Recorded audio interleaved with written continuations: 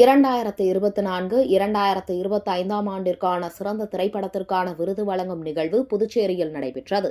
புதுச்சேரி திரைப்பட விழா இன்று தொடங்கியது. தொடக்க விழாவானது புதுச்சேரி கடற்கரை சாலையில் நடைபெற்றது. சுற்றுலாத்துறை அமைச்சர் லட்சுமி நாராயணன், சட்டப்பேரவைத் தலைவர் செல்வம் பங்கேற்று 2024 ஆண்டு சிறந்த திரைப்படத்திற்கான விருதை ஜிகர்தண்டா XX என்ற தமிழ் திரைப்படத்தின் இயக்குநர் கார்த்திக் சுப்புராஜுக்கும், 2025 ஆண்டு சிறந்த திரைப்படத்திற்கான விருது கடல்கன்னி திரைப்பட இயக்குநர் தினேஷ் செல்வராஜுக்கும் வழங்கினர். மேலும் சிறந்த திரைப்பட இயக்குநர்களுக்கு சங்கரதாஸ் சுவாமிகள் பெயரிலான விருது மற்றும் 1,00,000 ரொக்கப் பரிசு வழங்கப்பட்டது.